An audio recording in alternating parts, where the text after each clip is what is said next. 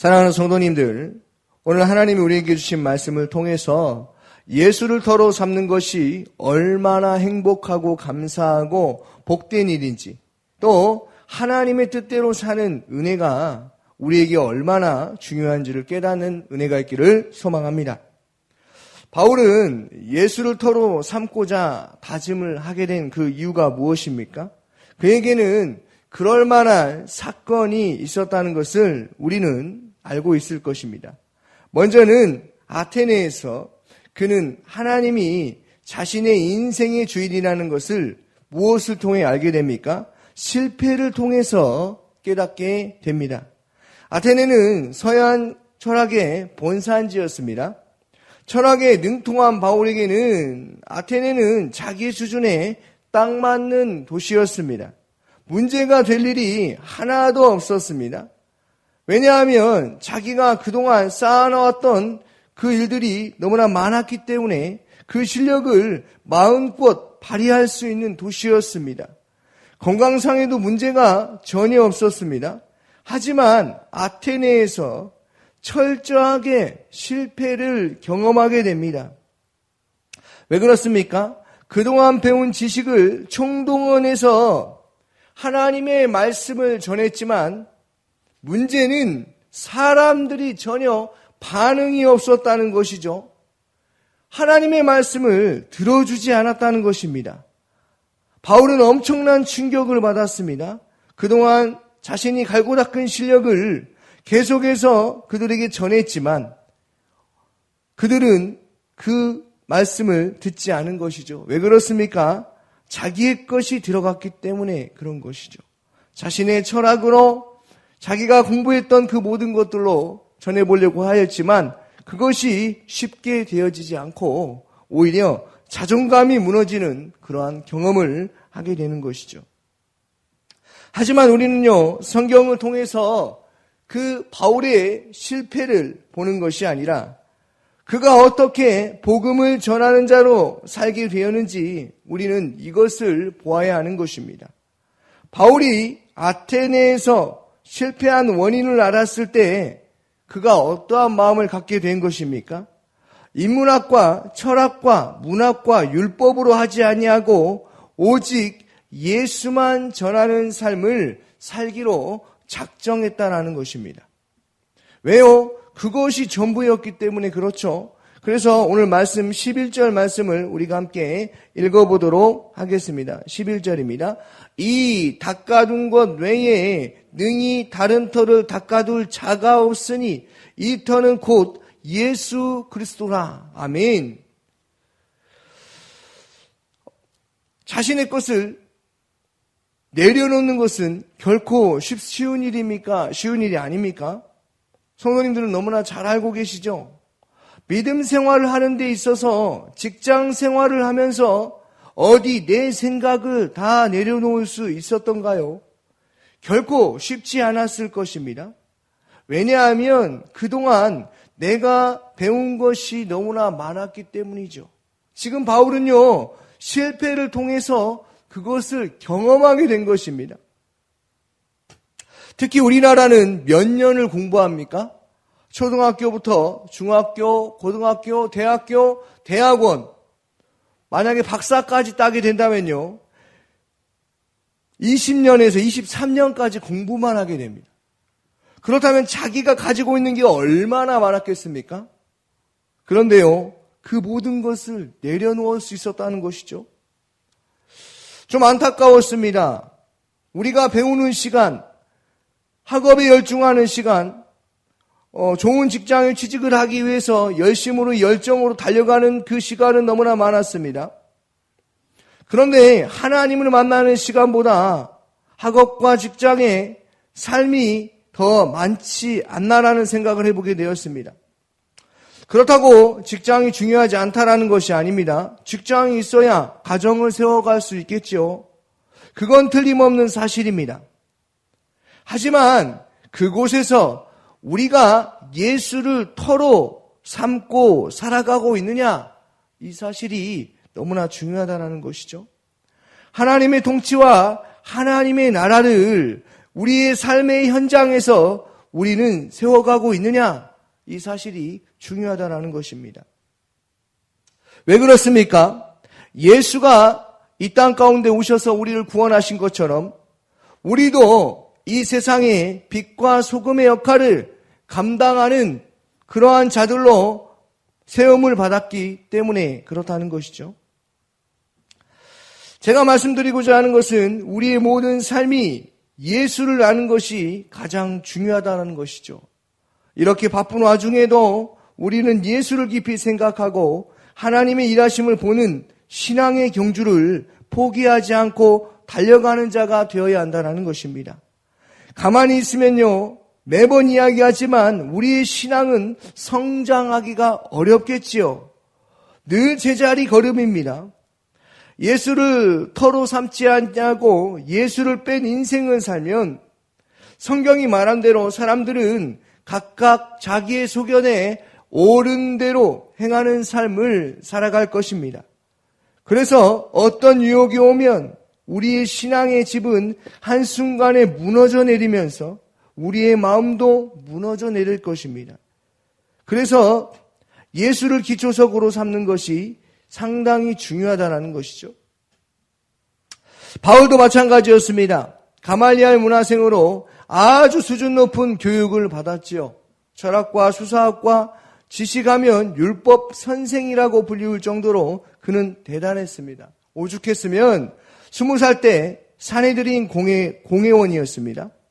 사내들인 공회원이 되는 것은 자격이 없으면 절대로 들어갈 수 없는 곳이죠. 인원도 70명으로 한정되어 있었습니다. 사내들인 공회에서는 어떤 일들을 해온 줄 아십니까? 이스라엘 그들에게 사법을 총괄하는 정책을 의결하는 그런 곳이었습니다. 율법에 따른 민사권뿐만이 아니라 행정권도 그들은 가지고 있었습니다. 복음서에 사도행전에 나타나는 공회는 주로 예루살렘의 대사내들인 공회를 말하는 것입니다. 예수님도 여기에서 재판을 받았습니다. 사울은 기독교인들을 핍박하고 때리고 감옥에 가둔 일에 1등 공신이었습니다. 그는 기독교를 핍박하는 자였기 때문에 아마도 기독교를 반박할 자료가 엄청나게 많았을 것입니다. 그런데 어떻습니까? 예수를 만나고 하나님의 일하심을 경험하고 나니까 이 모든 것들을 다 내려놓게 되었다는 것이죠. 그래서 바울은 이런 고백을 합니다. 우리 고린도전서 2장 1절에서 5절 말씀을 같이 함께 읽어보도록 하겠습니다. 고린도전서 2장 1절에서 5절입니다. 형제들아, 내가 너희에게 나아가 하나님의 증거를 전할 때에 말과 지혜의 아름다운 것으로 아니하였나니 내가 너희 중에서 예수 그리스도와 그가 십자가에 못 박히신 것 외에는 아무것도 알지 아니하기로 작정하였습니다. 내가 너희 가운데 거할 때에 약하고 두려워하고 심히 떨었노라. 내 말과 내 전도함이 설득력이 있는 지혜의 말로 하지 아니하고 다만 성령의 나타나심과 능력으로 하여 너희의 믿음이 사람의 지혜에 있지 아니하고 다만 하나님의 능력에 있게 하려 하였노라. 아멘. 무엇이요? 믿음이요. 그 믿음이 하나님께 있게 하려 하였다라는 것입니다. 그래서 바울은 어떻게 했다라는 것입니까? 오직 예수 그리스도의 십자가만, 복음의 그 능력만 하나님이 나타내시기 때문에 그는 예수 그리스도의 십자가만 전할 수 있었다라는 것입니다. 제가 앞에서도 말씀드렸지만 지금까지 자신이 가지고 있는 것들을 다 내려놓을 수 있던 계기가 무엇입니까? 그것은 예수 그리스도가 그의 삶의 전부가 되어주셨기 때문에 그렇다는 것입니다. 우리에게도 마찬가지죠. 우리의 모든 삶에 우리 자신이 주인공이 되는 것이 아니라 하나님이 주인이 되어서 우리의 삶을 이끄실 수 있도록 우리는 그 예수가 우리의 신앙의 기초가 되었다는 것을 절대로 놓쳐서는 안 되고 잊어버려서는 안 된다는 것입니다. 사랑하는 성도님들, 바로 그것이 예수 그리스도의 십자가의 사랑으로 드러나는 것이죠. 오늘 하나님의 말씀을 듣고 하나님의 말씀을 통하여서 우리에게 알게 되는 것이 무엇입니까? 예수를 알게 하는 것이죠. 예수를 알게 됐다는 것은 하나님의 그 사랑과 하나님의 긍휼하심 속에서 예수님의 십자가의 복음만이 우리를 살릴 수 있게 되었다는 것을 우리는 믿게 되는 것입니다. 지금 바울이요 전하는 것은 바로 그것입니다. 예수의 십자가만 전하는 것이죠. 그것 외에 자신의 지식을 하나라도 올릴 수가 없다는 것입니다. 오늘 말씀 3장 10절 말씀을 함께 읽어보도록 하겠습니다. 3장 10절입니다. 내게 주신 하나님의 은혜를 따라 내가 지혜로운 건축자와 같이 터를 닦아두매 다른 이가 그 위에 세우나 그러나 각각 어떻게 그 위에 세울까를 조심할지니라. 아멘. 예수 외에는 다른 어떤 것으로도 세울 수가 없게 된다는 것입니다. 현대의 성경에는 이렇게 기록되어 있습니다. 나는 여러분의 믿음이 인간의 지혜가 아니라 하나님의 힘의 바탕을 두고 견고히 서기를 바랬던 것입니다. 라고 말하고 있습니다. 고린도 교회 성도들에게 자신의 지혜를 사용하지 않고 오직 예수님만 자랑하게 되었던 이유가 바로 이것이다라는 것입니다. 사랑하는 성도님들, 예수 그리스도를 터로 삼게 되면 우리에게는 하나님의 말씀이 들려진다는 사실을 기억하시기를 소망합니다. 제가 사역을 할 때 이런 이야기를 들은 적이 있습니다. 우리가 하나님의 말씀을 그렇게 많이 들어도 뭔가 또 우리가 양육을 많이 들어도 뭔가 비슷한 것 같다라는 그러한 이야기를 들은 적이 있습니다. 감히 말하자면 그렇습니다. 하나님의 말씀에 항상 그 핵심이 무엇입니까? 예수입니다. 예수를 뺀 믿음을 결코 말할 수가 없죠. 예수가 함께 하시면 하나님의 사랑을 뺄 수가 없는 것이죠. 어떻게 보면 늘 저희들에게 하나님께서 말씀을 통해 깨닫게 해주시는 것은 무엇입니까? 그것은 예수가 누구이신지를 늘 말씀을 통해서 보여주고 있다는 것입니다. 하나님의 사랑이 끊어지게 되면 죄로 인하여서 하나님의 그 은혜가 어떻습니까? 단절되어지게 된다는 것을 늘 끊임없이 말하고 있습니다. 그러니까 성경에서는 늘 예수님의 죽으심과 부활하심이 항상 우리에게 들려지고 있다는 것입니다. 그래서 우리는 누구를 의지하는 삶을 살아가야 한다라고 말하고 있습니까? 하나님, 아버지, 나의 친구가 되어주시고 언제나 나와 함께하여 주시는 그 아버지를 우리 신앙의 기초석으로 두지 아니하면 비가 오고 물이 나며 바람이 불고 폭풍이 몰아칠 때 반석으로 지은 예수가 함께 하시지 아니하면 어떻다고 말하고 있습니까? 바로 이러한 일들이 일어난다는 것입니다. 13절과 14절, 15절 말씀을 함께 읽어보도록 하겠습니다. 각 사람의 공적이 나타날 터인데 그날이 공적을 밝히리니 이는 불로 나타내고 그 불이 각 사람의 공적이 어떠한 것을 시험할 것입니다. 만일 누구든지 그 위에 세운 공적이 그대로 있으면 상을 받고 누구든지 그 공적이 불타면 해를 받으리니 그러나 자신은 구원을 받되 불 가운데서 받은 것 같으니라. 아멘.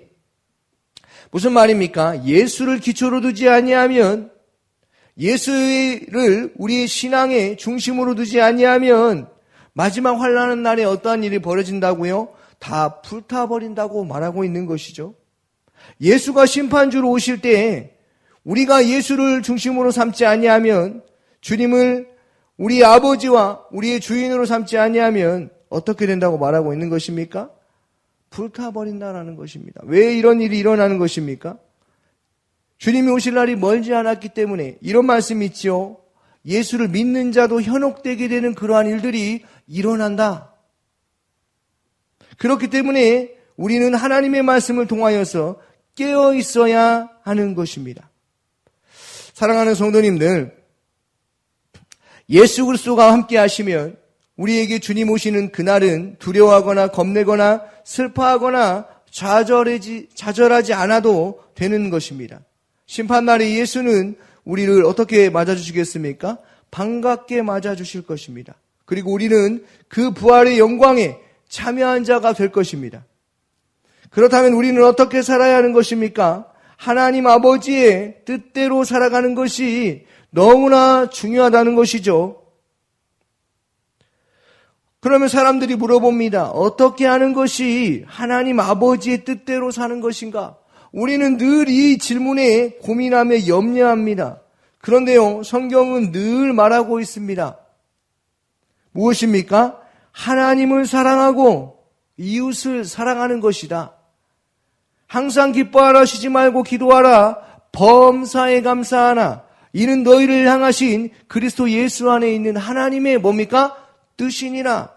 이미 늘 말하고 있습니다. 그런데요, 내가 교회에서 열심히 봉사하고 헌신해야 하는, 헌금을 많이 해야 하는 11조를 1원도 안 빼먹고 해야만인가?